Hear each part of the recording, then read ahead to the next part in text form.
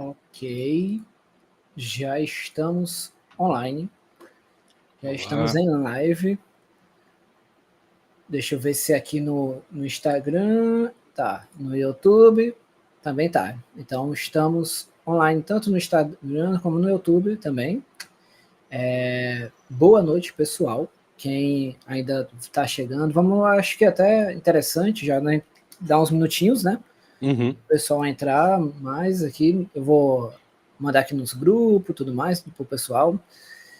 E aí a gente inicia, tá bom? Vamos Beleza. aguardar, ver aqui como é que tá aqui. Quem for chegando, dá um salve, né? Dá boa noite aí. Quem estiver acompanhando, quiser tirar uma foto, postar no Instagram, marcar o instituto, me marcar também, é bacana, para Sim. ajudar no engajamento, divulgação do curso que vai ter aí. Inclusive, eu estou dando boa noite, mas lembrando que vai ter a gravação, né? Vai ficar a gravação disponível, tá? Então, para quem quiser assistir depois, tranquilo. Então, vamos lá. Deixa eu ver se aqui no Instagram já tá. Já temos pessoas que entraram. E aqui no YouTube também o pessoal começou a entrar. Ok. Então, assim, primeiramente, queria agradecer já de início o professor Jordan por estar dispondo essa palestra para a gente, né, sobre a questão dos super-heróis, os mitos modernos. Lembrando que essa palestra faz parte também de um curso, né, que a gente está propondo aí, que iniciar a próxima semana. Vai ser 4 aulas, né, durante o próximo mês. E eu queria antes passar até uns slides aqui só para mostrar rapidinho para quem está aí, tipo o cronograma do curso, né? Então vou mostrar aqui rapidinho. Não vou pegar muito tempo do professor Jordan, que já está aqui com a gente para dar palestra. Então, no curso, né, da próxima semana que a gente vai iniciar, o primeiro encontro já vai trazer esses temas, né?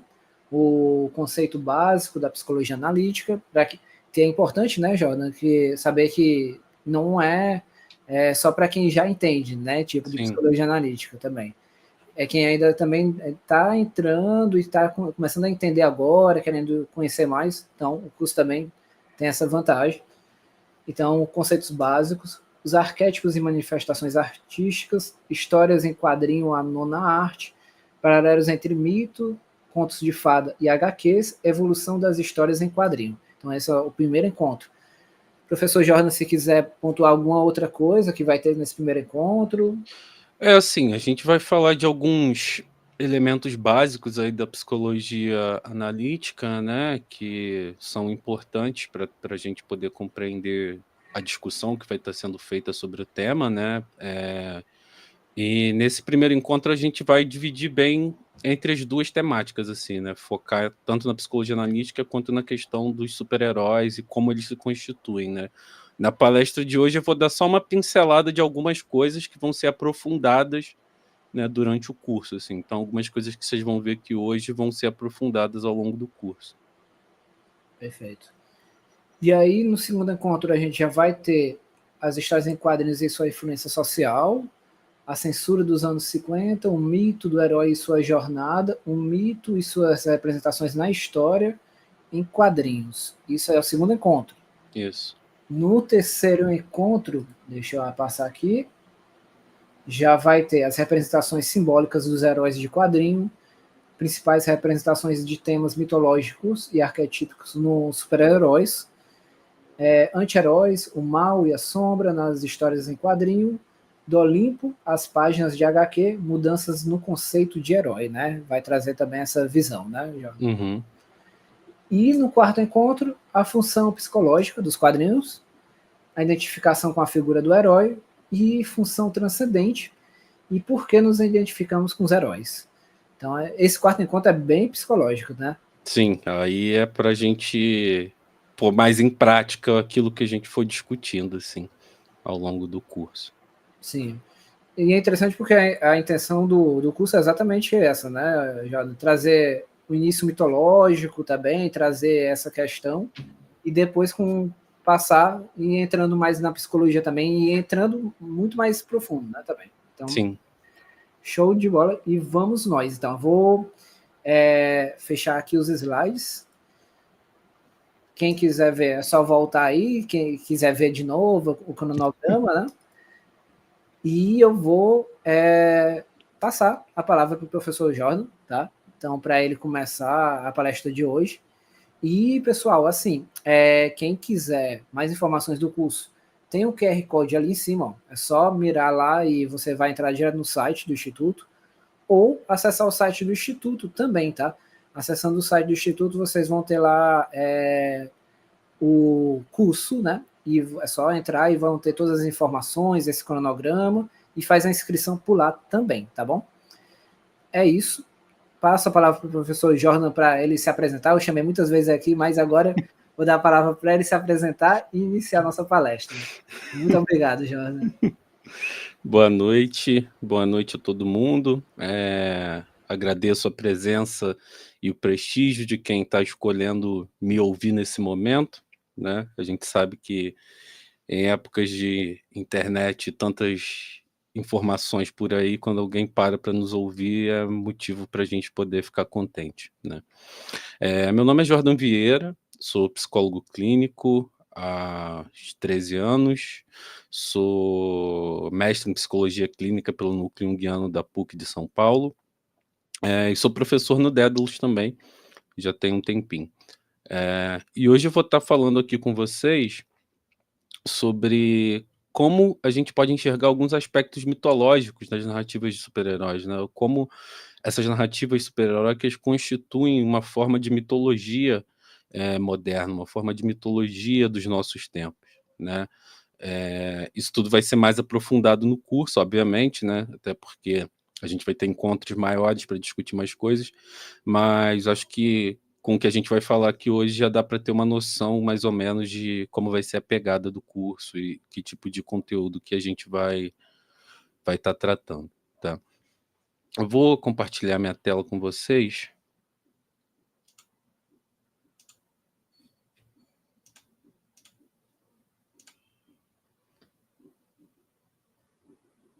Pronto. Então vamos lá. Super-heróis, mitos modernos, né? É o nome da nossa palestra, do nosso encontro de hoje. E aí a gente vai falar basicamente de alguns elementos simbólicos, alguns elementos arquetípicos, de algumas questões da psicologia analítica, né? Como que a psicologia analítica costura essas coisas para a gente poder entender os super-heróis como mitologias modernas, tá?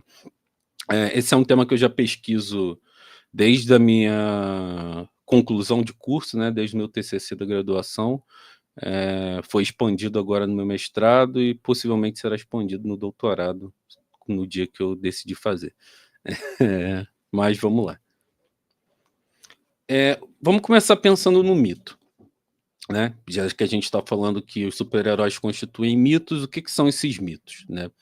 O mito é uma narrativa simbólica e metafórica capaz de constelar afetos e imagens arquetípicas. O que isso quer dizer?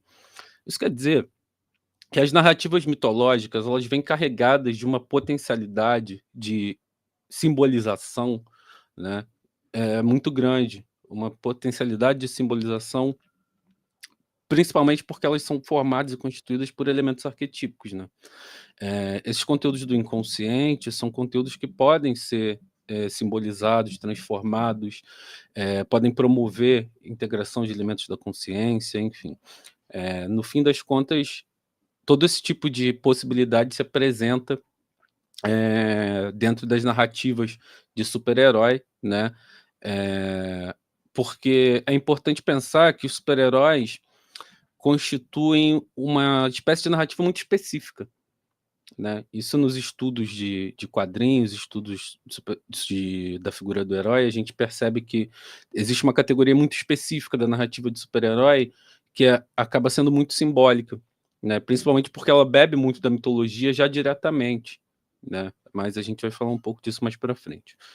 Para Campbell, os mitos são narrativas que refletem a busca por verdade, sentido e significado ao longo da história humana, né? Então, a gente sabe que o mito tende a trazer algum sentido, alguma explicação para a realidade, né? Tende a trazer algum olhar, alguma visão, ou uma cosmovisão, talvez, né? A respeito de como o mundo se constitui, de como se dão os fenômenos, de como é a própria vida, né? E o mito tem também uma função que é uma função pedagógica, de alguma forma, né?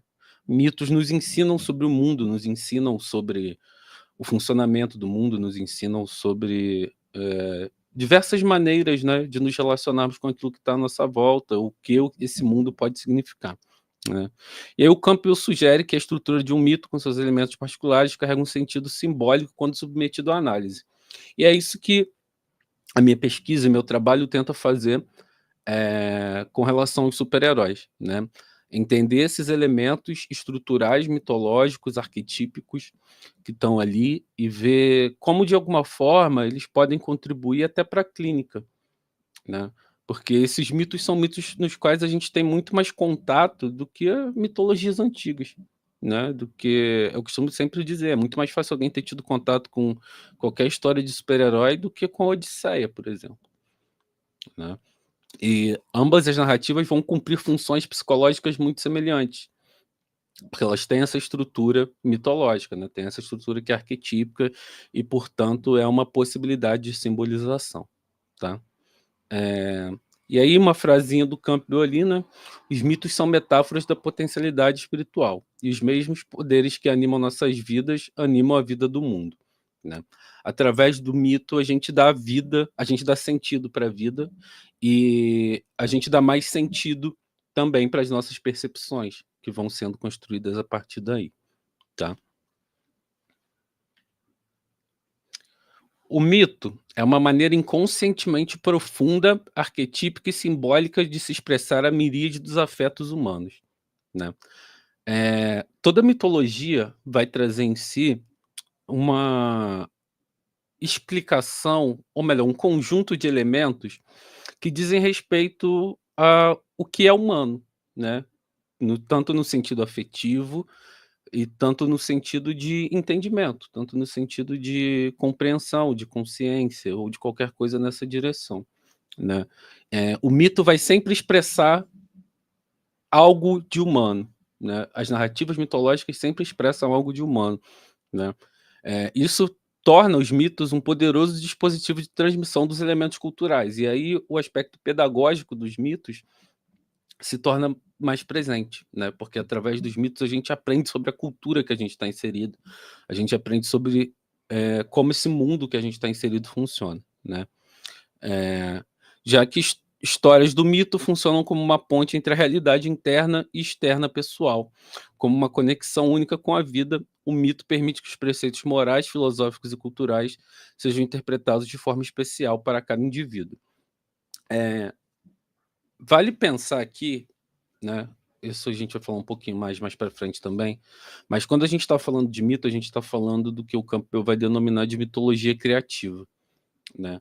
Que não é a mitologia instituída de antigamente, a mitologia ancestral, por assim dizer, né? É uma mitologia que permite que cada indivíduo simbolize e tenha processos psicológicos pessoais quando tiver contato com algo mitológico, tá? Com algum elemento simbólico mitológico.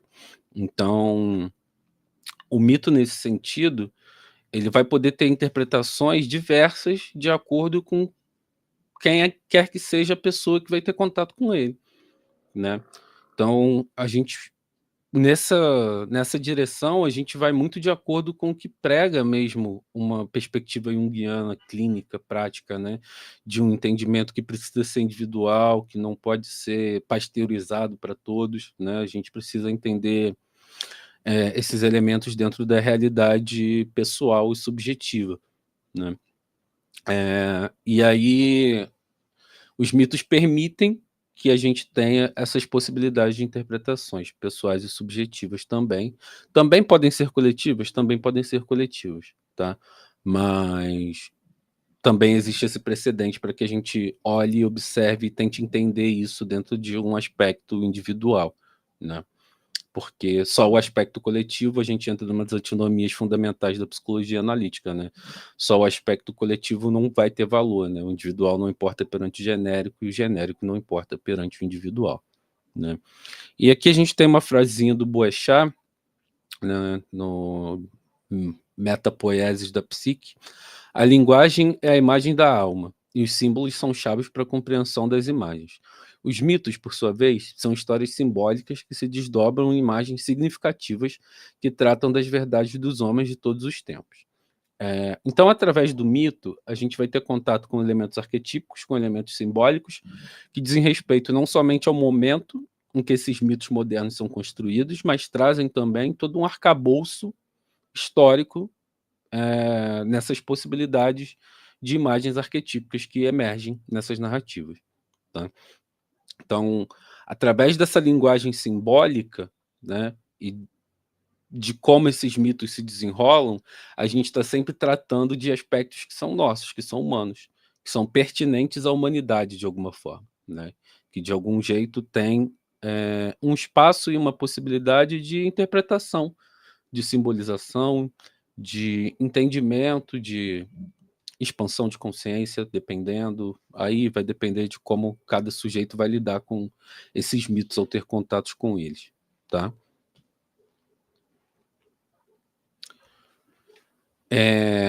E um outro aspecto importante é pensar a estruturação da narrativa simbólica e magética como uma metáfora para as potencialidades da experiência humana, né? Então, em todo mito, a gente tem uma potência de interpretação de alguma experiência humana atrelada à cultura em que esse mito surge, né? O mito é sempre uma explicação histórico-cultural ali, né? Ele marca um momento dentro da história de um grupo, né? Dentro de uma cultura, e vai tentar explicar esse momento, ou vai tentar explicar como as coisas estão postas de alguma maneira, né? Mas, pegando aqui a citação de Silva, a mitologia representa a estruturação de narrativas simbólicas e representações imagéticas que funcionam como metáforas para as potencialidades da experiência humana e sua concretização em uma cultura específica, em um determinado período histórico. As narrativas míticas são mananciais de imagens arquetípicas que serão incorporadas às produções humanas dentro do recorte histórico em que se manifestam. Toda vez que uma narrativa mitológica emerge, né, toda vez que uma narrativa mitológica surge, ela está sempre dentro de um recorte histórico, e isso vai ser manifesto em como essas narrativas se apresentam, né? Quando a gente fala dos quadrinhos, a gente fala especialmente, né, dos períodos que a gente chama de era dos quadrinhos, que constituem determinados movimentos, né, determinados elementos, características em comum que as narrativas apresentavam, né? Então, os quadrinhos também estão dentro de recortes históricos. Cada era dos quadrinhos, né, se a gente pensar era de ouro, era de prata, era de bronze, era moderna, era contemporânea, enfim, cada autor vai ter formas distintas aí de dividir as eras dos quadrinhos, mas são diversos autores que fazem essa divisão. Todas essas eras representam momentos, né, representam recortes dentro da história em que essas narrativas assumem o caráter mítico, assumem um caráter mitológico para uma necessidade daquele momento histórico, né? Porque a gente precisa lembrar que os quadrinhos são uma manifestação artística, né? E toda manifestação artística tem um potencial arquetípico, tem uma possibilidade de ser algo que represente mais do que está posto, né? Ou que pode ser entendido inicialmente e representar uma potencialidade de interpretação simbólica, arquetípica, ou seja lá o que for, né?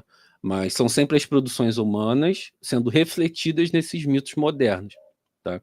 E como é que isso se dá nos quadrinhos? Bom, isso se dá de diversas maneiras, né? Mas uma das primeiras que a gente pode pensar é o fato de que cada era dos quadrinhos corresponde, dentro da história, a um movimento de necessidade de compensação de alguns elementos, por exemplo, para pensar... Hoje a gente vai falar aqui basicamente só do Superman mais aprofundado, tá? Eu escolhi o Superman como exemplo para falar da Era de Ouro, que foi uma das eras mais produtivas, né, em termos de narrativas de super-heróis. O Jess Nevins estima que foram mais de 40 mil personagens que foram criados entre 1938 e 1945, né? Então, a gente tem uma possibilidade de narrativas aí muito grande, uma emergência de narrativas muito grande nessa época, né, que vai de 38 até mais ou menos 52, 54, dependendo do autor. Né? Autores vão considerar 52 o início da Era de Prata, outros autores consideram 54, com a publicação de The Flash número 1, The Flash Showcase, na verdade, número 4. Primeira história do Flash, mas The Flash Showcase é uma história já da Era de Prata, que apresenta o Barry Allen substituindo o Jay Garrick, né? Que era o Flash da Era de Ouro. Mas então é isso. Nessas narrativas a gente vai ter sempre essas possibilidades, né? Essas coisas podem sempre se apresentar, e elas estão fundamentadas em elementos arquetípicos, tá? Sustentadas em elementos arquetípicos. São narrativas sustentadas em elementos arquetípicos. Portanto, possivelmente mitológicos, né? Aí, como eu tinha falado da questão da mitologia criativa, os quadrinhos podem apresentar grande potencial para serem utilizados segundo o que Campbell define como mitologia criativa. O fundamento da mitologia criativa está na experiência e na composição individual, e não na transmissão dogmática que a mitologia possui em tempos antigos. A partir da subjetividade, o sujeito tem a possibilidade, nesse contato com as imagens arquetípicas, de constelar alguns de seus conteúdos psicológicos, né? E o que significa esse constelar conteúdos psicológicos? Significa que esses conteúdos vão ser conteúdos que, de alguma maneira, vão ser energizados, né? De alguma maneira vão ser ativados, de alguma maneira vão ser postos em movimento quando essa psique tem contato com algum desses elementos simbólicos, né? E aí eu poderia perguntar aqui quais de vocês já tiveram ou têm heróis favoritos, e se a gente for olhar de perto, vai perceber que nessa escolha de um herói favorito tem um caráter que é projetivo, tem um caráter que é constelador de elementos inconscientes, né?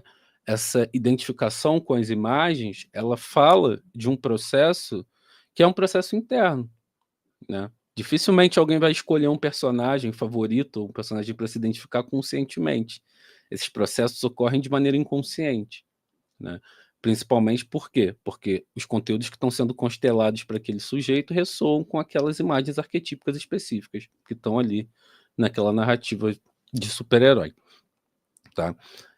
E aí a gente precisa valorizar a importância da subjetividade nesse processo para entender que essas interpretações vão ser únicas. Embora a gente possa ter interpretações gerais, né? Se a gente fala de símbolos, se a gente fala de arquétipo, a gente consegue ter guias gerais do que eles representam, já que um arquétipo nada mais é do que um aglutinado de elementos psicológicos, né, que dizem respeito a um elemento, ou a uma situação, ou a uma condição, né? Quando a gente fala de arquétipo, a gente está falando de um conjunto de elementos psicológicos relativos a algo, né? Então a gente consegue tirar interpretações coletivas daí também, mas nos interessa mais a possibilidade de olhar para esses mitos num caráter subjetivo, né? E como cada sujeito vai construir a sua relação pessoal com essas figuras, tá?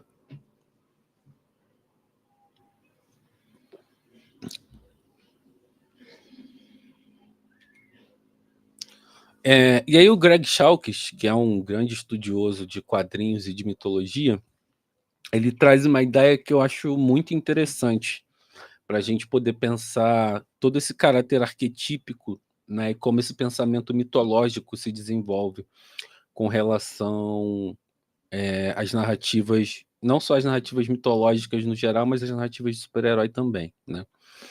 Chalkes nos apresenta a ideia de que os mitos antigamente eram como um grande vaso, continham as possibilidades simbólicas e elementos arquetípicos que auxiliavam na construção de uma visão de mundo. Com o percurso da história, esse vaso se quebrou, não podendo mais ser reconstruído como original nas eras ancestrais, em que o pensamento mitológico era o único possível. E isso é um elemento importante também, né? O Jung vai pensar que os povos primevos tinham uma relação mais próxima com o inconsciente do que a gente tem, né? Os povos antigos tinham uma relação mais próxima com o inconsciente do que aqui a gente tem. O desenvolvimento da consciência com o passar do tempo, a evolução da nossa espécie, né? E todo esse processo histórico fez com que a gente se afastasse um pouco do inconsciente, né? Porque a consciência ela precisa lidar com aspectos que estão condizentes com ela, né? Não vai lidar necessariamente com elementos do inconsciente. Então, fazendo esse movimento antigamente, né? E aí bem antigamente mesmo, se vivia mitologicamente e pensava mitologicamente, né? Nesse sentido da do contato com essas imagens, né? Isso foi algo que foi se perdendo, o Campbell até aponta isso, né? Que o mundo sofreu uma certa desmitologização de certa maneira, no sentido estrito da coisa, mas abriu espaço para esses outros mitos e essas outras possibilidades mitológicas, né? Mas, enfim, uma vez que com o desenvolvimento da lógica racional e do pensamento mais crítico, entraram em voga outras maneiras de se enxergar a realidade ao mitologizarmos criativamente, utilizando os fragmentos desse vaso em nossas manifestações artísticas. Então, o que o Chalkis defende, basicamente, é que toda manifestação artística, incluindo os quadrinhos, vai ser uma possibilidade de refletir esse aspecto primordial desse grande vaso arquetípico, né, de possibilidades e interpretações simbólicas, né? E aí os quadrinhos se encaixam nessa possibilidade, obviamente. Quadrinhos são conhecidos como a nona arte, né? Isso é uma parada que a gente vai aprofundar lá no curso, mas não custa nada dizer aqui brevemente, né? Acho que todo mundo já ouviu falar das 7 artes antigas e tal, né? Depois veio o cinema, quadrinhos, agora consideram videogame também como forma de arte, enfim. E aí a forma de arte na perspectiva do Chalkis vai ter essa característica de ser arquetípica, né? De trazer esse elemento arquetípico, o que vai de encontro com o que o Jung coloca, né? Aí a gente já tem uma interseção. O Chalkis ele é junguiano, né? Então a gente já vê uma confluência entre o que o Jung coloca, principalmente quando ele vai falar da obra de arte do tipo visionária, né? Que é aquela que extrapola o sentido que o próprio criador quer dar, o que o próprio criador intenciona, né, de produzir naquela obra. Então a gente pode encontrar essas possibilidades nas histórias em quadrinhos também. E por que pensar esses mitos heróicos, né? Porque existem diversos tipos de mitos, né? E nas histórias em quadrinhos, embora a gente vai ter o mitologema do herói, a gente vai ter o mito do herói bastante presente, ele não vai ser o único tipo de mito que vai aparecer, né? Mas o mito de herói, ele é um tipo de mito importante no sentido de organização psicológica, né? É um mito que ajuda na organização egóica, né? Lá no Símbolos da Transformação, quando o Jung está falando da figura do herói, ele fala que o herói é a potencialidade de contemplar vários arquétipos, né? O herói é uma imagem que contempla diversas possibilidades arquetípicas, né? Então, quando a gente fala de um herói numa narrativa de quadrinho, dificilmente ele vai estar representando apenas um aspecto simbólico, um aspecto arquetípico. O que a gente vai ter são diversas possibilidades entremeadas, né? Diversas possibilidades que se apresentam para cada uma dessas imagens, para cada uma dessas narrativas, para cada uma dessas figuras, né? Então, vou pegar, por exemplo, o Superman, que eu estou vendo ele ali no slide. O Superman vai ser representante dos mitos solares, né? Mas também vai ser representante da figura do herói clássico, né? Também vai ser representante de uma imagem de um herói mais benevolente, né? Que traga esses aspectos de benevolência, de bondade, do heroísmo, do sacrifício do herói, com muita com muita veemência, né? Então, são sempre diversos elementos. O Batman, que eu estou vendo ali também. Batman representa tanto a sombra coletiva de Gotham, quanto um aspecto da personalidade do próprio Bruce Wayne, né? Tem um aspecto compensatório da personalidade do Bruce Wayne, tem um aspecto de representar arquetipicamente a sombra da própria cidade de Gotham, né? Tem a possibilidade da própria interpretação simbólica do morcego como um animal xamânico, né? Tem até artigos sobre isso que visam analisar o Batman dentro dessa perspectiva simbólica, né, do morcego, o que isso pode representar. Então, tem N maneiras. Quando a gente olha para uma imagem, tem N maneiras dela apresentar essas características simbólicas e arquetípicas para a gente. Tá? Mas, voltando à pergunta que eu fiz, né, por que as narrativas heróicas? E aí a gente tem duas falas aqui. Né? Uma do Neumann, que vai falar: na sua própria vida, o indivíduo tem de seguir a estrada percorrida antes dele pela humanidade, estrada na qual esta deixou marcas na sua jornada impressas na sequência arquetípica das imagens mitológicas. Então, quando a gente pensa na imagem do herói e nos mitos heróicos e como essas narrativas aparecem nas histórias em quadrinhos, a gente está falando de possibilidades de entender vivências humanas que já aconteceram até, né? Porque se o arquétipo traz em si a potencialidade de interpretação e de significação de aspectos da nossa própria vida, ou da vida humana no geral, né? Quando a gente segue simbolizando, ou simbolizando não, se relacionando com essas imagens, quando a gente se relaciona com essas imagens, a gente tem a possibilidade de atravessar por um caminho que já foi trilhado, né? Então essas imagens facilitam que os nossos elementos inconscientes possam ser constelados com elas ou não, né? E aí a outra frase que eu queria pegar aqui para a gente pensar o porquê do herói, né? É que, de acordo com Boechat, portanto, os mitos de heróis são basilares para se entender a organização da consciência do ponto de vista arquetípico. Isso é algo que o próprio Jung já tinha colocado lá no Símbolos da Transformação, né? Porque Jung começa com uma ideia do herói, né? É uma imagem que ele trabalha muito nos Símbolos da Transformação, mas depois vai perdendo potência assim, ao longo da obra, né? Não costuma mais aparecer tanto, principalmente quando ele passa a se usar dos simbolismos alquímicos, né? Você tem uma transição aí do tipo de imagem que ele usa para representar processos psíquicos, né? Mas enfim. Portanto, os mitos de heróis são basilares para se entender a organização da consciência do ponto de vista arquetípico, do ponto de vista da dinâmica do processo de individuação. Partindo desse princípio, o autor atribuiu ao mito do herói uma possibilidade de configurar a energia psíquica, principalmente a que se direciona do self para o ego, e auxiliar nesse movimento de organização egóica.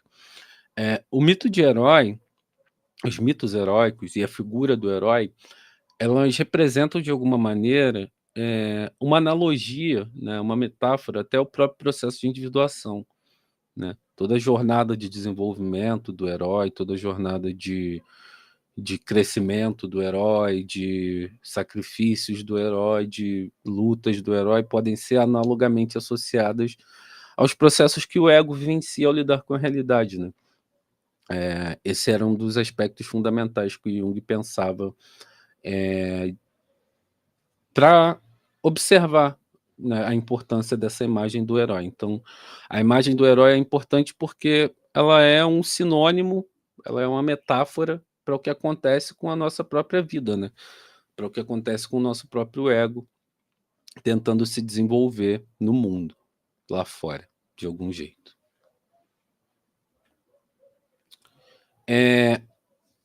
E aí, uma outra frase do Chalkes aqui, que eu acho importante trazer, que é quando ele diz que a vida mítica continua não apenas em nossas reencenações inconscientes, mas também no cinema, na dança, no teatro, na TV, na pintura, na música, na escultura, nos esportes, nas descobertas científicas e em todos os lugares onde as pessoas brincam criativamente.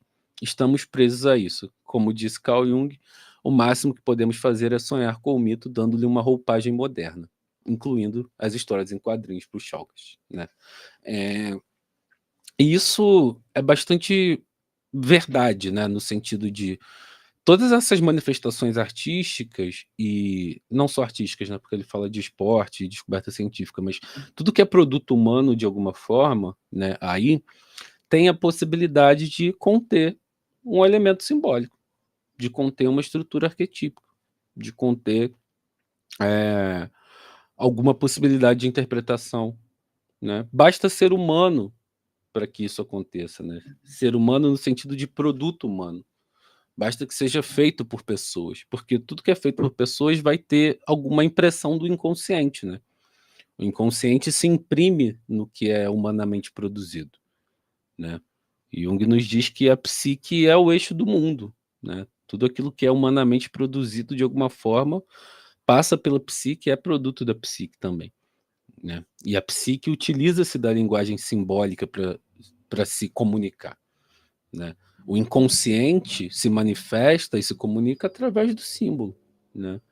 Vale lembrar o que Jung diz lá no Tipos, que o símbolo é sempre a melhor manifestação possível para algo que precisa ser, trabalhado, para algo que se manifesta, né. Tudo que é simbólico e se manifesta simbolicamente, se manifesta da melhor maneira possível, né.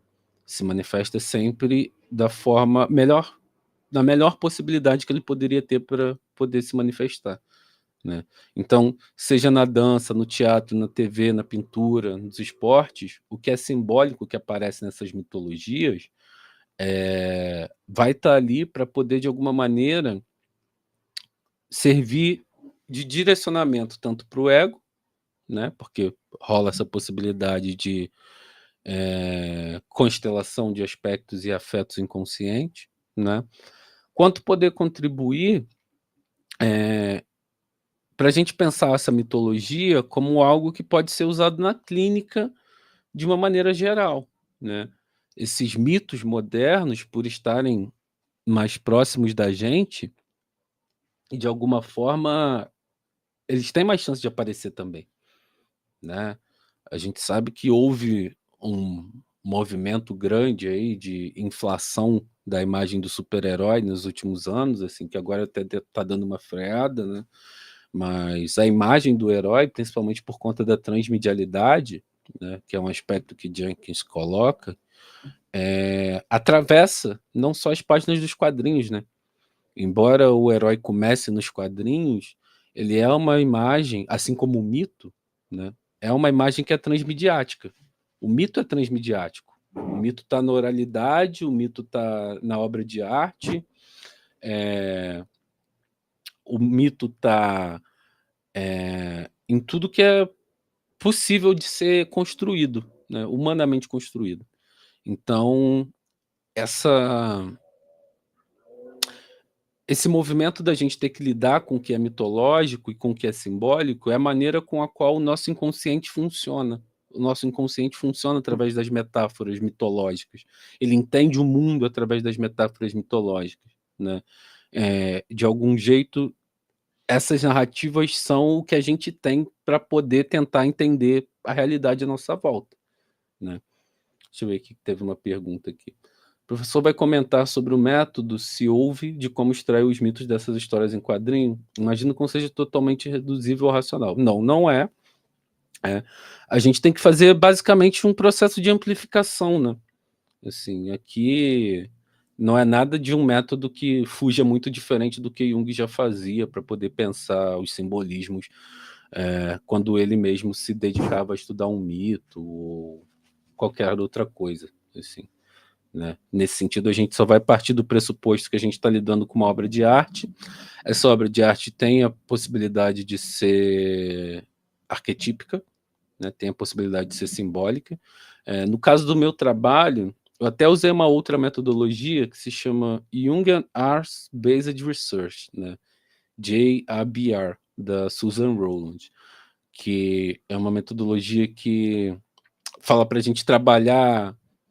É curioso, né, assim, é engraçado, porque ela fala para a gente trabalhar academicamente como se a gente estivesse produzindo artisticamente, né. Então a gente vai pensar a produção acadêmica não como algo feito friamente, mas como algo que a gente se envolve, né, que a gente, assim como o artista coloca sua criatividade para produzir a sua obra de arte, que a gente coloque a nossa criatividade, coloque o nosso inconsciente em favor da nossa produção científica, assim. É uma metodologia interessante por conta disso, mas não precisa dela para encontrar o que há de mitológico nas narrativas dos super-heróis, né?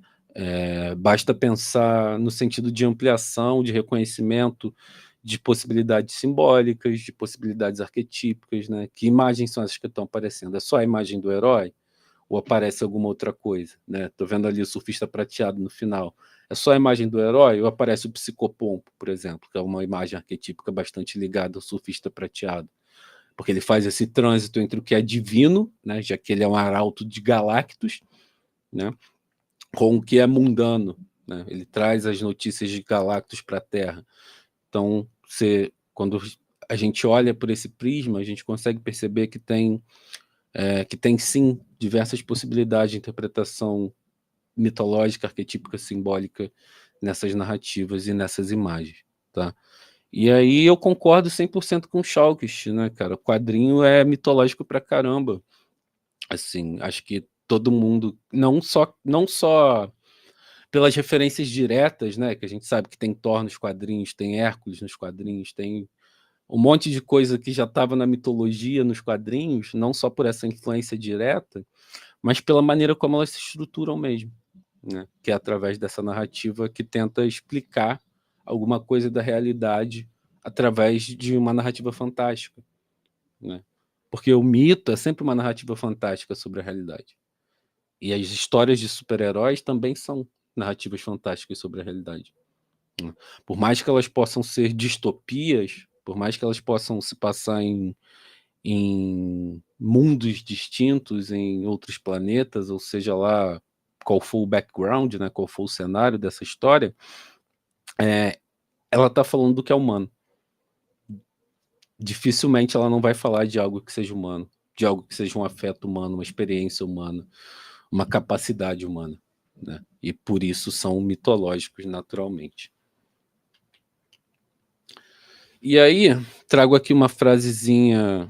Esses são trechos que eu tirei da minha dissertação, tá, gente? Para fazer esses slides. Trago aqui uma frasezinha da Von Franz, né? Para ajudar a gente a entender um pouco melhor essa questão do mito, né? Para Von Franz, o mito é influenciado pela interação entre o conteúdo arquetípico e elementos culturais. Então, não basta ter o que é arquetípico, né? A cultura vai moldar isso de algum jeito. A cultura vai fazer com que isso ganhe forma, tá? Ela aponta que, embora os elementos específicos de um povo ou cultura possam facilitar a compreensão do significado intrínseco ao mito, eles não restringem sua interpretação em diferentes contextos, né? Então, a gente tem possibilidade de interpretar simbolicamente qualquer mitologia, não somente as mitologias que fazem parte da nossa cultura, né? Isso é uma possibilidade que a gente tem de fazer com qualquer mitologia, né? Com qualquer mito. O mito tem características que são exclusivas a uma cultura, e isso vai se dar nas imagens arquetípicas que são escolhidas, né? E aqui é um ponto teórico fundamental. Tudo que a gente está falando aqui não é arquétipo, tá, gente? Tudo que tem forma definida é imagem arquetípica, porque o arquétipo não tem forma definida. Então, beleza, a gente está falando do arquétipo do herói aparecendo nessas imagens. O arquétipo do herói aparece no Superman? Aparece. Aparece no Lanterna Verde? Aparece. Aparece no Homem-Aranha? Aparece. Mas o Homem-Aranha, o Lanterna Verde e o Superman são imagens arquetípicas. Eles não são arquétipos. Nenhum personagem é um arquétipo. Todo personagem é uma imagem arquetípica. Ele já traz em si uma um elemento que está circunscrito, né? Que já tá com corpo, já está com forma, já tem uma maneira de se apresentar, já tem vida, né? Não que o arquétipo não tenha vida no sentido de libido, no sentido de pujança, de potência, mas o arquétipo não tem forma. Isso é uma parada que o Jung ressalta bastante e a gente não pode esquecer, senão a gente corre o risco sempre de cair nesses delírios que às vezes acontecem por aí, né, de pessoas que dizem que controlam arquétipo, dominam arquétipo, enfim, tem toda a sorte de birutice rondando o meio junguiano, mas o fato é que a gente nunca lida com o arquétipo diretamente, tá? Vamos pensar que na psicologia junguiana, o máximo que a gente tem acesso é algo que pode ser simbolizado ali, né? Se a gente fosse ter contato com um arquétipo diretamente, a consciência não aguentaria. Por quê? O inconsciente coletivo é muito maior do que a consciência, né? Tem muito mais conteúdo do que a consciência consegue suportar. Então, a gente está lidando aqui com imagens arquetípicas. Tá? Então, toda vez que vocês verem em algum lugar alguém falando que um personagem é um arquétipo, e até trabalhos acadêmicos mesmo, tem muitos trabalhos ao longo da minha dissertação, eu tive que fazer uma revisão bibliográfica e percebi que tem muitos trabalhos que usam esses termos de forma equivocada, né? Usam arquétipo quando deveriam usar a imagem arquetípica para se referir aos personagens. Mas, enfim. O mito tem características que são exclusivas a uma cultura, e aí vai estar ligado à imagem arquetípica, mas também tem a característica arquetípica que não limita a compreensão e interpretações possíveis a essa cultura exclusivamente, né? Portanto, ainda hoje, um mito de qualquer cultura poderia ajudar na compreensão das condições psicológicas dos indivíduos, caso tenham contato com eles. E isso vale para qualquer mitologia, tá, gente? Assim, estamos falando aqui dos mitos presentes nas narrativas de quadrinhos, mas como a gente viu, mitos podem aparecer em qualquer manifestação artística, né? E mais do que isso, a gente não se limita a poder interpretar os mitos da nossa própria cultura, né? Porque a característica arquetípica extrapola o limite do tempo e espaço, né? O limite de onde a gente está inserido, né? A possibilidade arquetípica é uma possibilidade de interpretação que está posta, né? Porque ela diz respeito àqueles elementos psicológicos específicos, né? Se vocês quiserem fazendo perguntas, gente, pode ir fazendo, não precisa esperar para o final, não. Assim. Pode ir fazendo que a gente vai costurando junto. Acho que fica bacana também. Não precisa ser só eu falando e depois vocês perguntarem tudo no final, não. A gente pode construir isso aqui coletivamente, tá? Quem se sentir à vontade aí para perguntar, tiver alguma dúvida, qualquer coisa, algum apontamento, pode fazer aí. E aí, o que acontece, né? A gente está falando do mito, o mito como um aspecto geral, a gente está falando do mito como um aspecto que está presente nessas histórias, beleza? Tem essas imagens arquetípicas, tem essa fonte que bebe na mitologia, né? Mas um aspecto interessante de pensar é que o Arnaldo, que é um autor italiano que trabalha bastante o aspecto mitológico das HQs,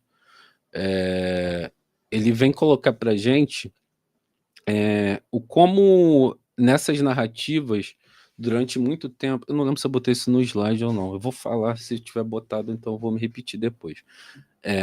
Mas ele vem falar que, muito possivelmente, os quadrinhos começaram a se utilizar da mitologia como fonte de inspiração, né, diretamente, principalmente porque a mitologia trazia referências sem a necessidade de direitos autorais, né? Porque o que é mitológico é domínio público, né?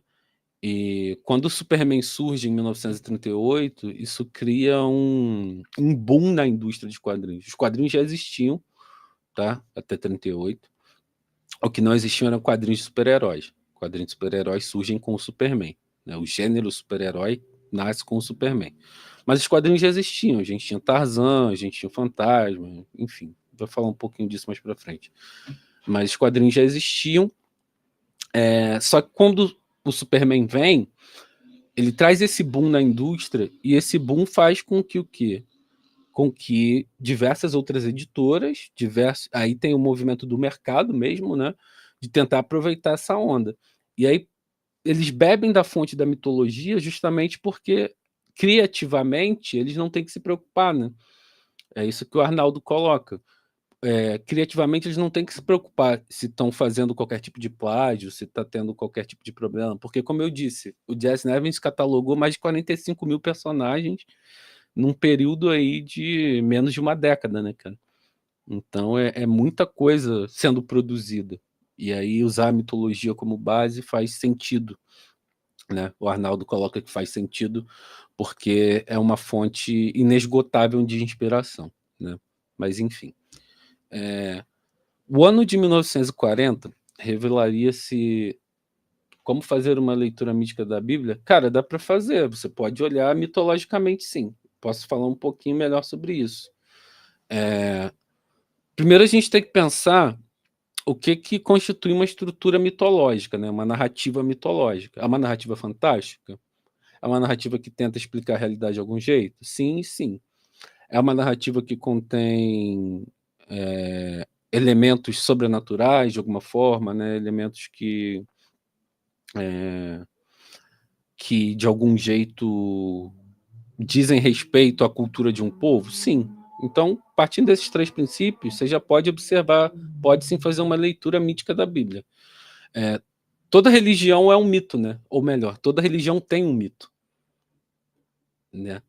Toda religião tem um mito.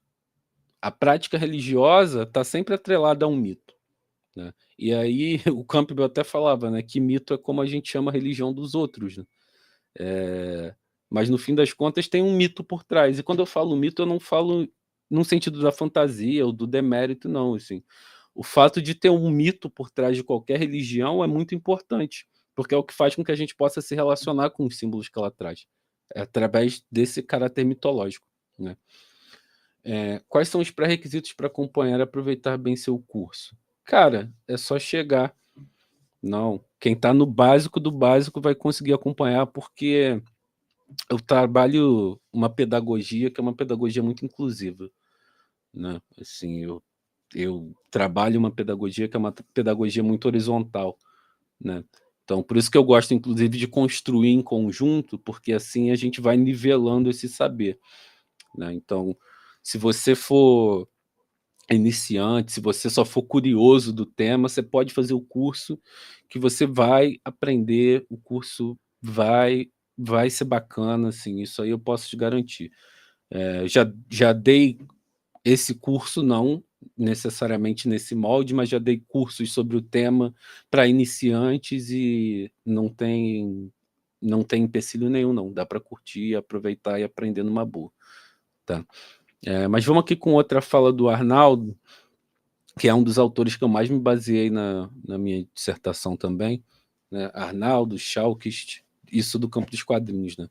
Woods. O ano de 1940 revelaria-se decisivo nesse processo. Janeiro de 1940 marcou o nascimento do Flash, que tinha pequenas asas no capacete e nas botas de sua fantasia, e nos foi apresentado no início da história como a reencarnação do alado Mercúrio. Um mês depois, um mágico dá ao jovem Billy Batson os poderes de transformar-se no Capitão Marvel, dizendo a palavra Shazam. Um acróstico para a sabedoria de Salomão, a força de Hércules, a resistência de Atlas, o poder de Zeus, coragem de Aquiles e a velocidade de Mercúrio. Maio viu a estreia do Doutor Destino, um pupurri de tradições, tendo aprendido a magia da Atlântica, do Egito e da Caldeia, e lutando contra um vilão chamado Votan, o nome alemão de Odin. Em agosto do mesmo ano, Martin R. Bernstein e Jack Kirby publicaram a história Mercury in the 20th Century, um título que resume a interconexão entre super-heróis e mitologia. Aqui, Mercúrio, né, o próprio deus antigo, é enviado à Terra por Júpiter para frustrar Plutão, que apareceria disfarçado do ditador Rudolf Handler, uma referência direta a Adolf Hitler e seus planos de conquista. O Arnaldo, ele aponta, né, que beleza, teve lá o Superman e aí várias editoras começaram a beber da mitologia para poder construir seus próprios personagens, e o ano de 40 foi assim um marco, né? Foi um aspecto muito importante porque você teve uma sequência de fatos, né, psicológicos e fatos históricos aí, né? O fato psicológico é o personagem, o fato histórico é a criação do personagem, né? Porque cada personagem desses corresponde a um fato psicológico, corresponde a uma possibilidade psicológica, né? E aí, no ano de 40, você teve essa sequência, né? quase que o ano todo evocando aspectos dessa mitologia de algum jeito, né? Deixa eu ver outra pergunta aqui. Como o simbolismo que os heróis carregam afetam na sua análise arquetípica? Por exemplo, o Demolidor que carrega o símbolo do demônio no seu uniforme. Cara, então, eu acabei de voltar do Caminhos Junguianos, né, que é um congresso junguiano que tem, assim, seminário Caminhos Junguianos. E lá eu apresentei um trabalho justamente sobre o simbolismo do Demolidor, como que se dá essa construção de um católico que escolhe o diabo como maneira de fazer a justiça divina, né? Como que esses símbolos operam, né? Por que esse cara vai escolher justamente o diabo, né? Que vai atuar em nome de Deus, o diabo para atuar em nome de Deus, né? Todo esse simbolismo presente nos heróis vai afetar diretamente a análise que a gente faz, assim. A gente olha e amplia do jeito que a gente faz com um sonho, do jeito que a gente faz com um mito normalmente, ou com um conto de fada.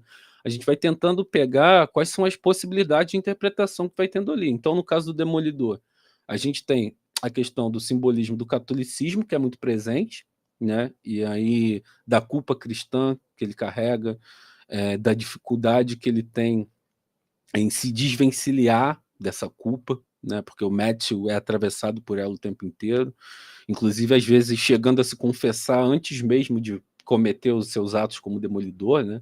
Ele já vai buscando uma confissão prévia para garantir aí uma proteção divina, garantir um perdão divino para agir como vigilante, né? Mas o Demolidor traz um aspecto muito curioso, né, de transformar o sagrado no profano e o profano no sagrado, né? Porque quando ele inverte essa lógica e usa a imagem do diabo para fazer a vontade de Deus, né, ele está transformando a maior sombra do catolicismo, que é o diabo, né, num aspecto benevolente, num aspecto que age de acordo com Deus, né, que age pelas vontades e desígnios de Deus, né? Então, só aí a gente já tem uma neurose grande, cara. Porque sustentar esse par de opostos não é simples, né?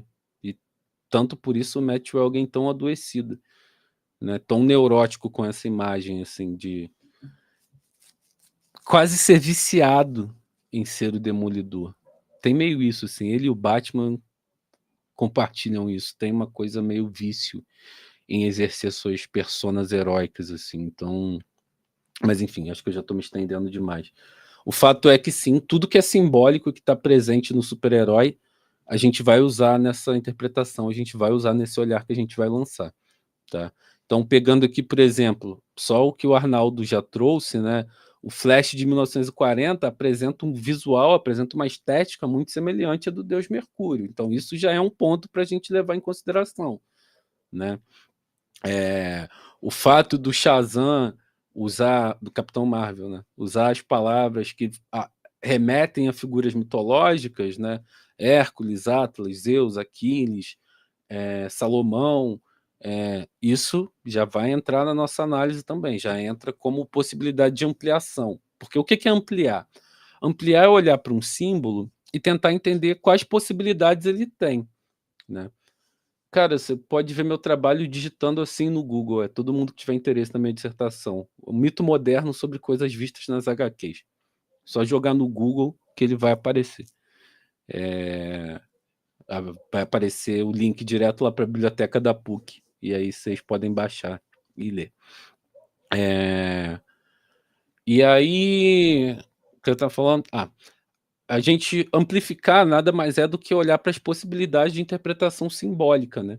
Que algo pode trazer, né? Então a gente vai olhar para esse herói, por exemplo, Namor, tem o Namor ali no slide. O Namor traz em si imagem arquetípica elemental, já que ele vive embaixo d'água, né? Traz em si um aspecto do anti-herói, porque o Namor está mais para anti-herói do que para herói, né?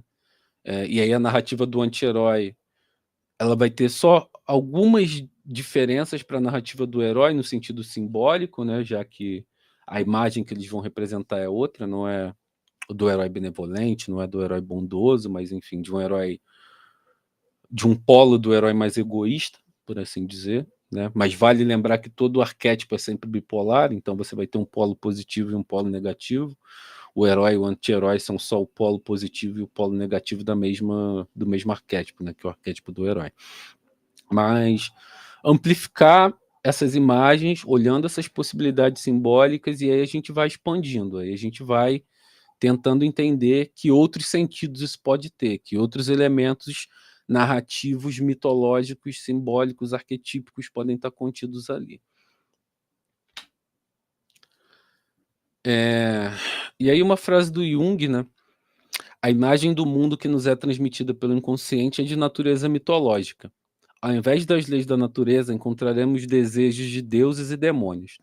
E ao invés dos instintos naturais, atuam almas e espíritos, né? Porque, como eu disse anteriormente, o inconsciente se manifesta através de símbolos, né? Deuses, demônios, almas, espíritos, tudo isso são aspectos simbólicos, são elementos arquetípicos, dizem respeito a características simbólicas em comum, né? Quando eu falo de um deus, quando eu falo de um demônio, eu estou trazendo um conjunto específico de aspectos psicológicos para ser debatido. E é por isso que a gente está falando de um arquétipo ali que vai ser representado através de uma imagem arquetípica. Tá? E aí, por que é importante essa frase do Jung?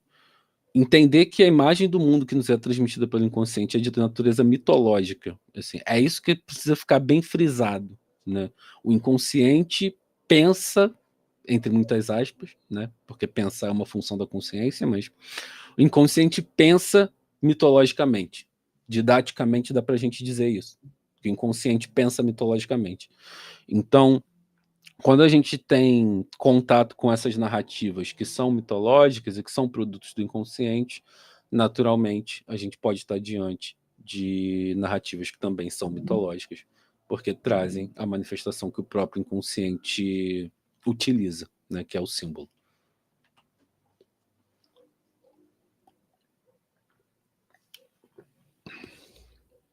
Aqui é para a gente pensar um aspecto muito curioso, que eu pelo menos acho curioso, né?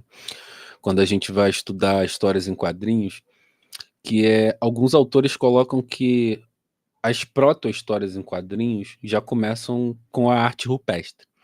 Né? A arte rupestre já pode ser considerada uma proto-história em quadrinho. Por quê? Porque ela usa a imagem pictórica numa tentativa de construir uma narrativa com algum sentido. Né?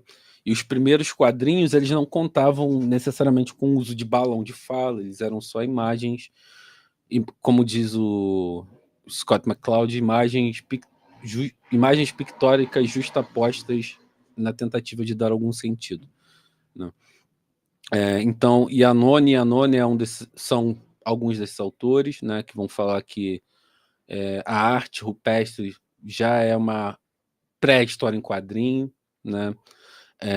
O Álvaro de Moya, quando ele fala que a árvore genealógica dos quadrinhos é ancestral, ele também está apontando para isso. Gaiarsa é outro autor que vai falar disso. Ana Maria Hadi também é outra autora que vai falar disso. De como, de alguma maneira, os quadrinhos já existem, não como quadrinhos ainda, mas a estrutura que deságua nos quadrinhos já existe desde a pré-história. E aí, por que eu acho isso interessante? Porque isso ajuda a corroborar o caráter arquetípico, né?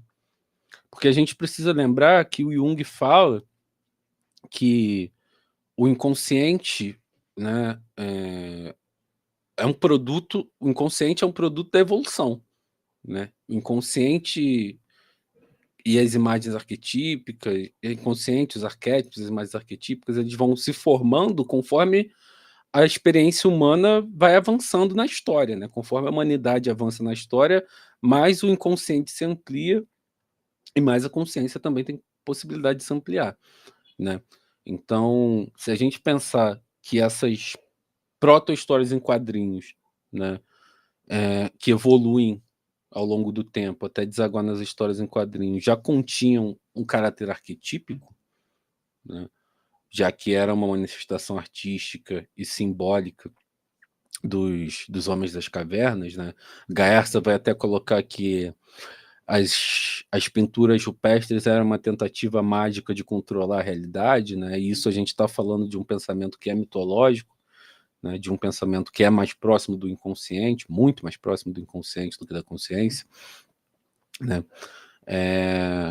A gente está falando de um processo evolutivo de milhares de anos, né? Centenas de milhares de anos, até que a gente tenha a história em quadrinho. E aí o Scott McCloud, por exemplo, que é um autor dos quadrinhos, vai falar que, olha, teve essa questão do que a gente pode pensar assim, a arte rupestre, a gente pode pensar os hieróglifos, a gente pode pensar as tapeçarias da Idade Média, a gente pode pensar a tapeçaria de Bayeux, que é uma das maiores tapeçarias do mundo, a gente pode pensar as em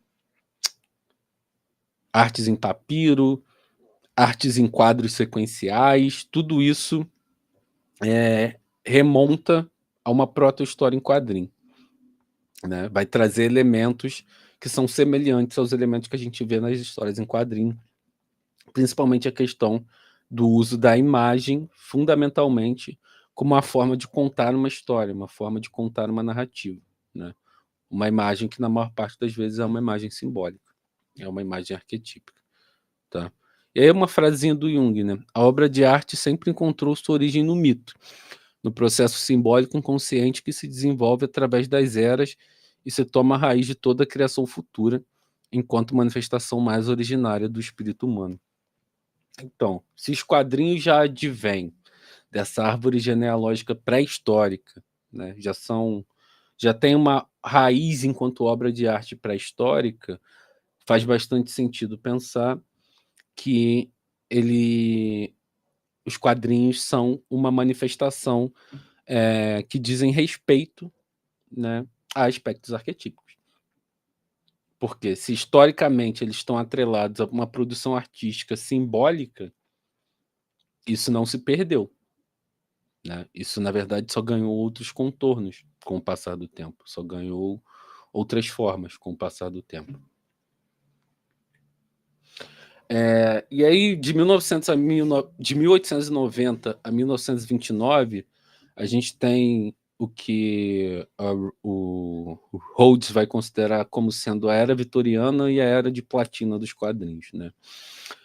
1890 por quê? 1890 é criado The Yellow Kid, né, que muitos autores consideram como sendo a primeira história em quadrinho, porque trouxe o elemento do balão, né? Balão de fala, balão de texto, como esses que vocês estão vendo nos slides, onde está o texto dos slides, ele não existia, né? Você já tinha cartoons, você já tinha algumas tirinhas de algum jeito, mas você não tinha o balão de fala.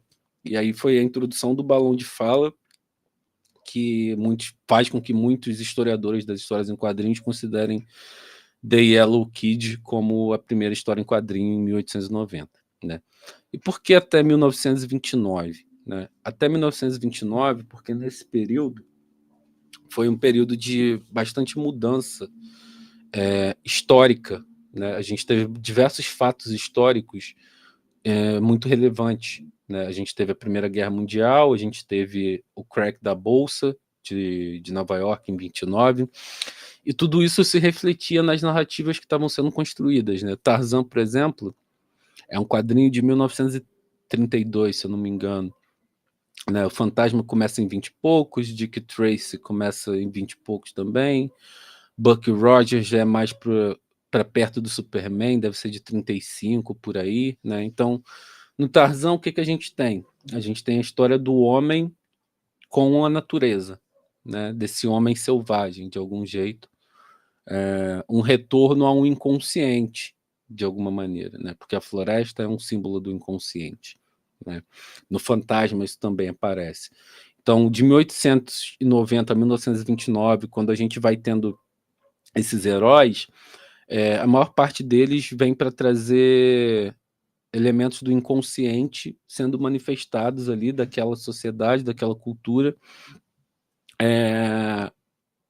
organizados nessas narrativas super-heróicas, tá? Então, Tarzan era homem contra a natureza, o Fantasma era um herói, né? inicialmente não tinha poderes, depois ganha poderes.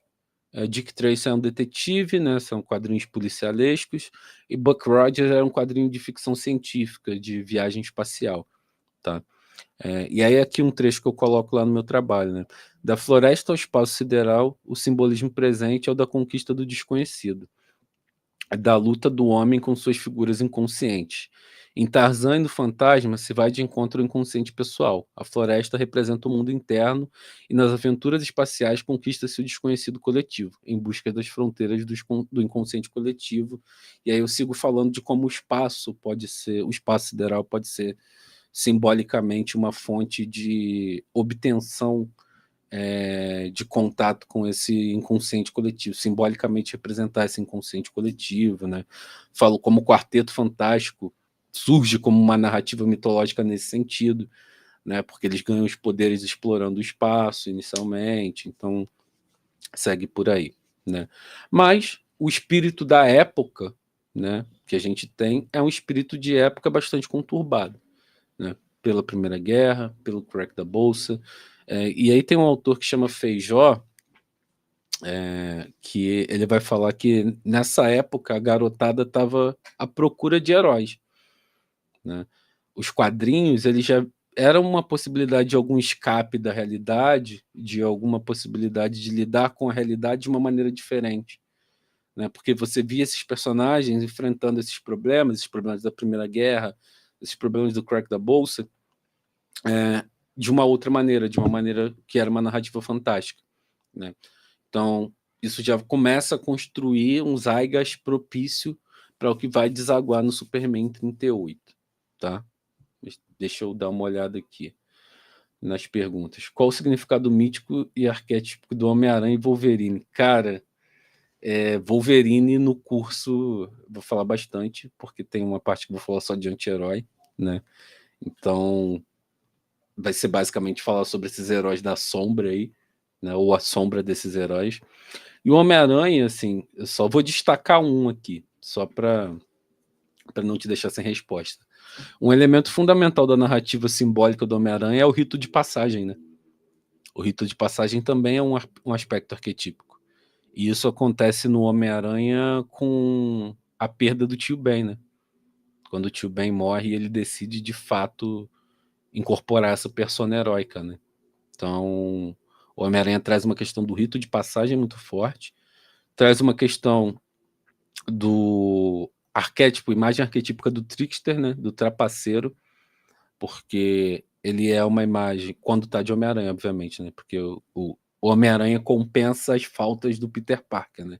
Então, tudo que o Peter Parker tem de tímido, o Homem-Aranha tem de desbocado, tem de zoeiro, né? Então, traz um aspecto de trickster também, traz um aspecto da própria imagem do herói, né? Do herói arquetípico mesmo, né? De um herói mais clássico. Então, tem diversas camadas, né? Por assim dizer. Mas só passando por cima, assim, se a gente for aprofundar na análise de cada um, Wolverine eu sei que no curso eu aprofundo bastante, o Homem-Aranha até falo como exemplo em algumas questões, principalmente de identificação com os heróis e tal, mas o Wolverine no curso vai ser bem explorado. Não só o Wolverine, Justiceiro, Demolidor. No encontro que eu falo da sombra do herói é basicamente falando só sobre esses caras, assim, e os significados simbólicos que eles têm, tá? Tá tranquilo até aqui, gente? De boa? Podemos prosseguir?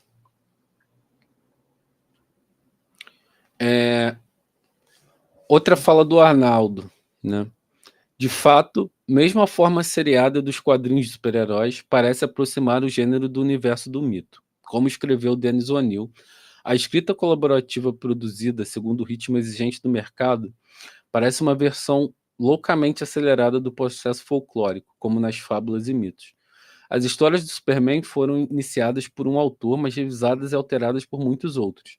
E devido à necessidade constante de produzir, preencher páginas, cumprir prazos, publicar tudo isso, o que levaria gerações na era pré-industrial agora acontece em apenas alguns anos, né? E aí ele está falando aqui de algo que aconteceu com a mitologia, né? Só que com a mitologia por conta das limitações tecnológicas, esse processo demorou milhares e milhares de anos. Com os contos de fada, centenas e centenas, milhares e milhares de anos. Com a narrativa dos quadrinhos, não. Acontece muito rápido, né?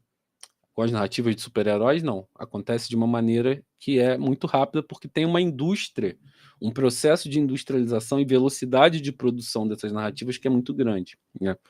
E aí vocês podem se perguntar, pô, porque essa é uma pergunta que me fazem constantemente, né? Mas se tem um caráter de massificação, não tem uma perda do simbólico? Não necessariamente, porque são dois fenômenos diferentes, né? Lembra que a gente está pensando aqui do caráter individual, de uma mitologia individualmente construída? Esse é o objetivo final de pensar uma mitologia criativa, né? Se um indivíduo vai construir simbolicamente, vai se relacionar simbolicamente com aquilo, então eu já tenho uma mitologia pronta, né? Óbvio que aqui a gente encontra mais significados além do individual, mas o fato disso acontecer de maneira rápida não invalida a capacidade de simbolização, não invalida a possibilidade de um entendimento simbólico, arquetípico daquelas narrativas, né? Isso só se dá numa velocidade maior, né? Isso corre o risco de exaurir esse símbolo, de matar esse símbolo? Bom, os quadrinhos estão aí há 90 anos, né? Os quadrinhos de super-herói estão aí há quase 90 anos e até hoje não se exauriu. Então, acho pouco provável. Porque o mito se adapta à realidade em que ele é contado, né? O mito se adapta ao momento em que ele emerge. Então, essas figuras também vão sofrendo transformações para refletirem aspectos sociais que estejam de acordo com como a sociedade está, né? Com o avanço e evolução tecnológica da sociedade, né? Tudo isso vai sendo refletido nas páginas, não só nas páginas dos quadrinhos, mas nas narrativas de super-heróis no geral, assim, no desenho animado, no filme, no quadrinho, no jogo, enfim, seja lá onde for. Onde quer que tenha uma narrativa heróica, tem uma possibilidade mitológica ali. Aqui uma outra citação falando de como, na Era de Ouro, os quadrinhos tinham essa aproximação com a mitologia, né? Bebiam dessa fonte mitológica aqui. Aqui é uma citação do Lima, no trabalho dele de 2008. O Flash da Era de Ouro era praticamente a personificação moderna do deus da mitologia grega Hermes, com seu capacete alado e sua velocidade característica. O Lanterna Verde Alan Scott trouxe um elemento mágico controlado por sua força de vontade, como um possuidor de uma lâmpada mágica de desejos, como no conto árabe do gênio da lâmpada presente em As Mil e Uma Noites. Senhor Destino trouxe o fascínio diante da magia ocultista e o Egito Antigo. O Homem-Hora utiliza-se das suas pílulas Miraculo para ganhar força, velocidade e destreza acima das habilidades humanas. Gavião Negro foi fruto de um semelhante processo com o ocultismo egípcio, como no caso do Senhor Destino. O Átomo é um atarracado lutador que distribuía sopapos. Aí aqui tinha um trecho que ele falava do pequeno polegar. Tirei para a citação não ficar muito grande. Espectro é uma incorporação do espírito da vingança de Sbina, condensando o tom de sobrenatural ao personagem do mesmo criador do Super-Homem. Então, o Lima está trazendo aqui diversos personagens que trazem interpretações simbólicas, que trazem aspectos simbólicos para a gente poder olhar, né? No caso do Homem-Hora, utilizando as pílulas Miraculo, é a questão do elixir que a gente vê na jornada do herói, né? Do herói conseguir algo que garanta a ele seus poderes sobre-humanos, garanta a ele suas habilidades sobre-humanas. E isso acontece frequentemente nas narrativas super-heróicas, né? O Peter Parker foi picado por uma aranha radioativa. O Flash foi atingido por um raio. Que depois a gente descobre que é força de aceleração, né? Mas no início ninguém pensava em força de aceleração. O Lanterna Verde recebe o anel dos Guardiões de Oa, né? Então sempre acontece um fenômeno que traz a esse personagem, traz a esse herói uma possibilidade de ser extraordinário, né? De ser sobre-humano de alguma forma. E isso está intimamente ligado às narrativas mitológicas e simbólicas. Aqui eu trouxe alguns exemplos, né, de outros personagens, só para exemplificar mesmo, né? Pressupõe-se que Superman seria o representante dos mitos solares. O que são mitos solares? São mitos de salvação, mitos de redenção, mitos que falam de transformação de alguma forma, né? E que tem o Sol como uma figura central. E como que o Superman é um mito solar? Bom, existe uma ligação muito forte do Superman com o Sol, né? Mas a gente vai falar disso mais para frente. Superman seria o representante dos mitos solares, trazendo em si a ideia de sacrifício e renovação, um baluarte de ideias que está acima dos... que seria ideais, um baluarte de ideais que está acima dos meros mortais, né? Batman apresenta um confronto com a sombra e o risco iminente que o herói corre de sucumbir a ela. Mulher Maravilha apresenta o arquétipo da Amazônia e da diplomata, duas facetas que são representadas pelas mulheres. Lanterna Verde, através de sua força de vontade, é capaz de criar o que desejar desde que não sucumba ao medo, que é outra característica importante do herói, a coragem. Homem-Aranha é o jovem que precisa tornar-se adulto antes de sentir-se pronto através de um doloroso rito de passagem. Capitão América, através de um soro, um elixir, como é presente em muitos mitos, consegue poderes que o tornam sobre-humano. Então aqui, só falando rapidamente, basicamente, de como isso aparece em muitos personagens, tá? E das mais diversas maneiras possíveis, tá? E lá no curso a gente vai poder destrinchar melhor esses personagens e essas características simbólicas, assim. Hoje eu estou tentando passar por alto, assim, né? Estou falando do tema de uma maneira mais geral, mas no curso a gente vai poder aprofundar melhor essas narrativas e entender melhor esses simbolismos pessoais mesmo, né? Esses simbolismos próprios de cada uma dessas imagens, tá? Então, como vocês podem ver, essas imagens vão sempre trazer algo, um potencial de uma simbolização. Vão sempre trazer elementos que são arquetípicos, elementos que são simbólicos, tá? Basta pensar, olhando aqui, né, por exemplo, desses exemplos que eu trouxe. Capitão América, através de um soro elixir, como é presente em muitos mitos, consegue poderes que o tornam sobre-humano. Isso daí é o básico da jornada do herói, né? E a jornada do herói é um tipo de mito, né? É uma espécie de mito. Homem-Aranha, o jovem que precisa tornar-se adulto antes de sentir-se pronto através de um doloroso rito de passagem. E aí esse rito é duplo, né? Porque ele tem a picada da aranha e tem toda uma questão xamânica também no Homem-Aranha, nesse sentido, do animal de poder, né? Enquanto imagem arquetípica, de ganhar esses poderes de um animal, que é uma característica muito comum nas mitologias e no folclore também, né? Então, no Homem-Aranha isso acontece de dupla forma, né? Na picada da aranha e na morte do tio dele. Enfim, só para mostrar que a gente consegue fazer isso com praticamente qualquer personagem, ou qualquer personagem se bobear, tá?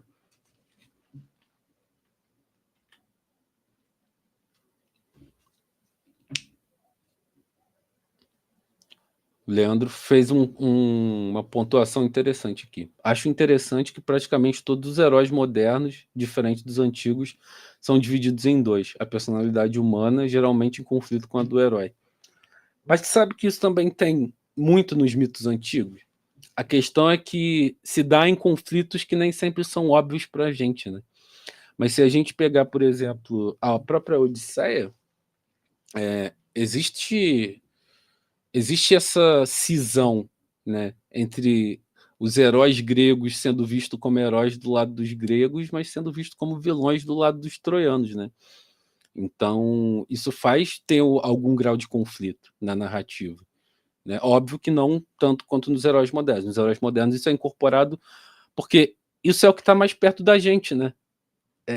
Isso é o que a gente vive, assim. A gente vive conflitos de personalidade. Não que aqueles povos não vivessem, mas certamente tinham um outro caráter, uma outra representação, uma outra força, né? Uma outra potência, né?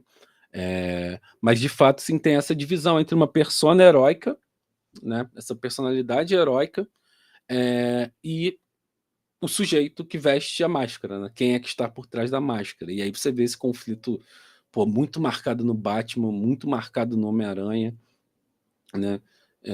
Superman depende muito da fase que você lê, mas no geral nem tanto.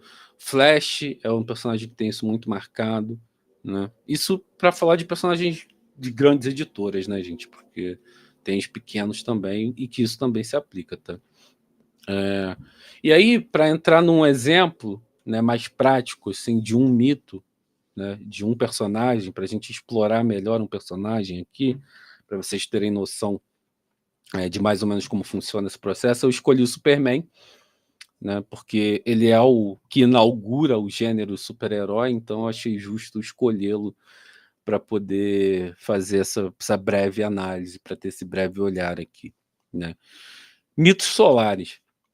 O que isso tem a ver? Como eu falei, Superman representa esses mitos de transformação, essa imagem messiânica, tá? Mitos solares estão muito ligados com imagens messiânicas de mudança, de salvação, né?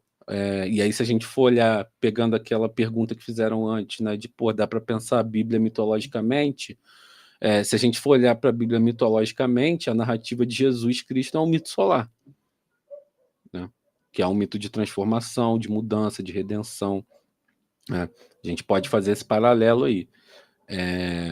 E aí eu trouxe a frase que a Lois fala para ele no filme, né? O que significa esse S no seu peito? O S do Superman, ele é o emblema da casa de El, né? Emblema da família kryptoniana do Superman, né?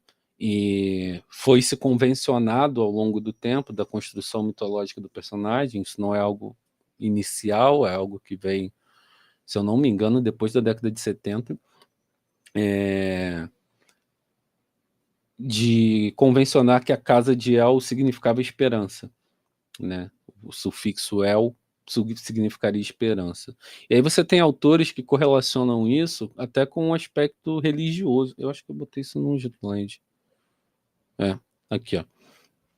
Conforme Arnaldo, as origens criptorianas do Superman refletem a história de Moisés de tal forma que parece altamente provável que a herança judaica dos autores tenha exercido alguma influência, seja consciente ou não. O próprio nome do Superman, Kal-El, incorpora o sufixo El, que em hebraico significa Deus, em abreviação de Elohim, e é encontrado nos nomes de várias figuras bíblicas, como Daniel, Samuel, Gabriel, Micael, Rafael, Arcanjo Miguel, conhecido na tradição judaica como o grande guerreiro que se opõe a Satanás. Parece ser um precursor adequado para um salvador enviado de Krypton para combater o mal na Terra. Assim, o simbolismo e a história de fundo do Superman reavivam a antiga tradição judaica em um momento específico. O final da década de 30 do século XX, quando a perseguição aos judeus na Europa poderia facilmente inspirar o anseio por um novo protetor celestial, né? Para o Arnaldo e para outros autores também, o uso desse El tem a ver com o fato, né, dos criadores serem jovens judeus, né? E aí, voltando aqui, é o que Skoll e Polanski vão dizer. Vários dos personagens que surgem nesse início e que combatem o eixo, né? Porque as narrativas de história em quadrinho de 38 até 45 é basicamente todo mundo combatendo o eixo, né? Todo mundo lutando contra o nazismo. Óbvio que tem histórias que não são só isso vai aumentando mais para a década de 40, conforme a guerra vai eclodindo mesmo, né? Mas isso já estava presente ali nas histórias em quadrinhos, né? E aí os coipolões que vão falar, né? Que é curioso o fato de o Superman ter origem com criadores judaicos, o Batman ter origem com criadores judaicos, e todos os personagens que o Jack Kirby trabalhou, porque ele também era judeu, né? Embora não praticante. Então, havia esse anseio, assim, e a gente sabe que o inconsciente judaico estava muito abalado naquele momento, né?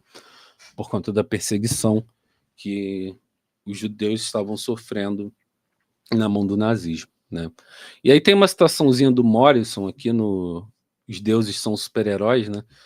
O Superman foi o primeiro a chegar dessas novas criaturas, invocando ao papel a tinta em 38, 9 anos depois da queda de Wall Street provocaram uma catastrófica depressão mundial no ZEWA, os bancos foram à falência, pessoas perderam o emprego e o lar, e em casos extremos mudaram-se para moradias miseráveis ajuntadas de última hora. Também se ouviu rebombar da Europa, onde o ambicioso chanceler Adolf Hitler declara-se ditador da Alemanha após a eleição triunfante 5 anos antes. Com a chegada do primeiro supervilão global de verdade, o palco estava armado para a resposta da imaginação do mundo livre quando surgiu a réplica. Estavam ativando a máquina de escrever e a prancha de desenho para libertar um poder maior que de bombas para a forma de um ideal que, com o mínimo esforço, duraria mais do que Hitler e seus sonhos de um Reich de 1000 anos. Né? O Morrison ele faz muito essa comparação, né, de Hitler sendo o super-homem, o Ubermensch nazista, né, e isso fazer com que tenha essa necessidade de emergir um Superman, né, essa necessidade inconsciente, de organização inconsciente frente a esse momento histórico, de que emerge uma figura para proteger o mundo, né, dessa grande ameaça que o nazismo representava. Né? E tem outros autores que vão nessa direção também. Né? O Woods vai nessa direção. Quem mais? A Castro e Souza, Susana Castro e Souza também vai nessa direção. Enfim, mas no geral é pensar o Superman como esse mito que surge num momento histórico em que a gente precisa de um protetor que só o Superman poderia ser, né? De algum jeito, por conta dessas características mitológicas que aparecem nessa narrativa, né?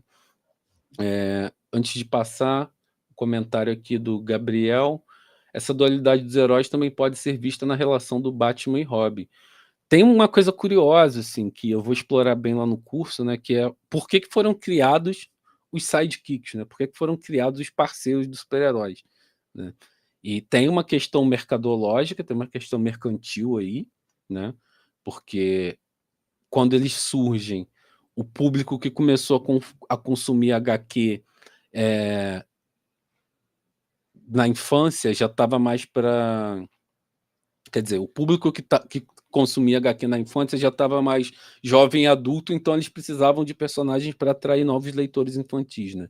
Então esse é o movimento da indústria, do porquê o Robin é criado, porquê o Ricardito é criado, porquê o Aqualad é criado, enfim. A Moça Maravilha, qualquer um dos sidekicks vem desse princípio inicialmente, esses principais, porque são os primeiros, né? E o Capitão Marvel Jr., obviamente, e o Shazam, que era o seu próprio sidekick, né? Quando ele fala Shazam, ele vira o Capitão Marvel, quando não, ele é criança. Mas também tem uma outra característica, que é uma característica mitológica e simbólica, de se introduzir a imagem da criança, que é justamente para ter esse contraponto simbólico entre como uma psique infantil elaboraria isso e como uma psique mais adulta elaboraria esses mesmos elementos. Né? Bom, é isso. O que eu tinha para trazer para vocês a respeito de um apanhado geral, né, sobre essa temática, sobre como a gente pode pensar essas mitologias e sobre como a gente pode entender esses elementos mitológicos e arquetípicos aparecendo, né? Como eu disse, isso aqui foi só um apanhado geral, só para a gente poder ter uma ideia do que vai ser trabalhado no curso, né? No curso a gente vai muito mais fundo que isso, no curso a gente vai explorar melhor essas imagens, explorar melhor essas narrativas, tá? Queria agradecer a presença de todo mundo, né? E abrir para perguntas, saber se vocês têm alguma pergunta, alguma coisa que vocês gostariam de saber, alguma dúvida.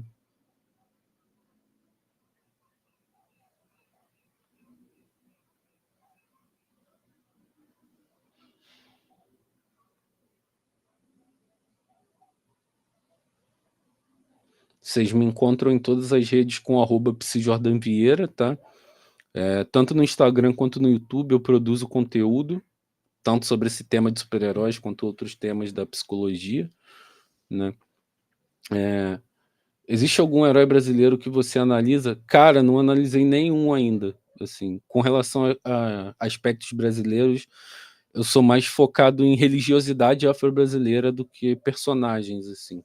Mas tá aí uma boa ideia, pegar um personagem brasileiro para poder fazer uma análise, assim. Com certeza é algo que renderia bem, principalmente porque eu já tenho mais esse background de religiões de matriz afro-brasileira, de cultura afro-brasileira, então acho que poderia dar bom, assim, é uma boa ideia. Quem sabe fica aí a ideia para um artigo futuro, né? Mas no momento eu não tenho nenhum, assim. Não analisei nenhum a fundo ainda, não parei para refletir sobre essas imagens.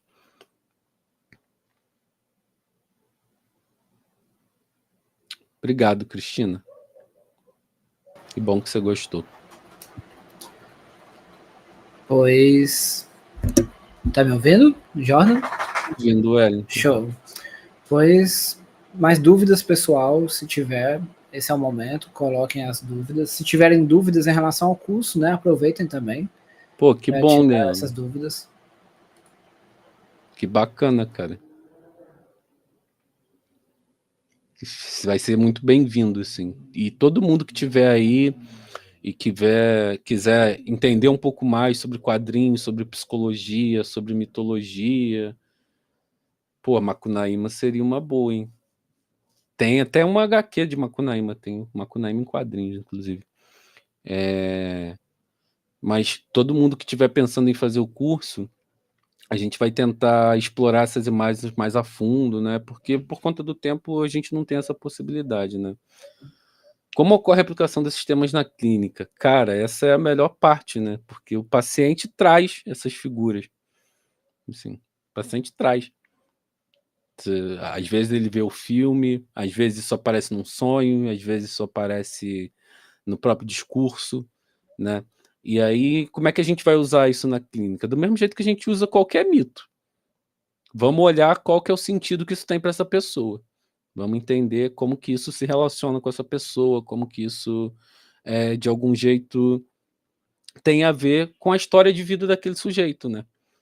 Porque sempre tem isso, né? Tem algum trabalho. Então, eu coordeno um grupo, na real, de estudos junguianos que se chama Encruzilhada, né?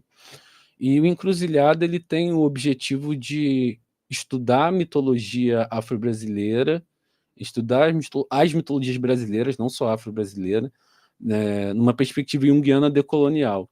Então, lá no meu canal do YouTube, que também é @PsyJordanVieira, vocês conseguem encontrar já umas 3 palestras sobre alguns orixás.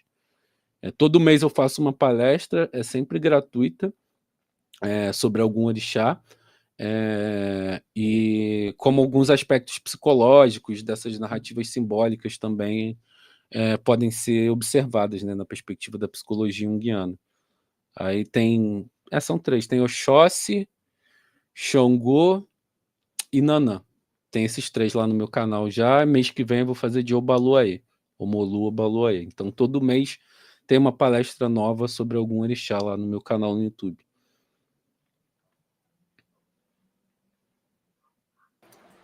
É isso. Mais dúvidas, comentários? Não? Só para encerrar, eu vou te passar a palavra, Jordan, para tu dar um encerramento, fechar aí com a palavra final. Mas eu quero só lembrar o pessoal que as informações estão até passando aqui abaixo, né? Que o curso inicia a próxima semana, então ainda dá tempo de fazer a inscrição no site do Instituto, tá? Lá tem mais informações do curso, tá bom?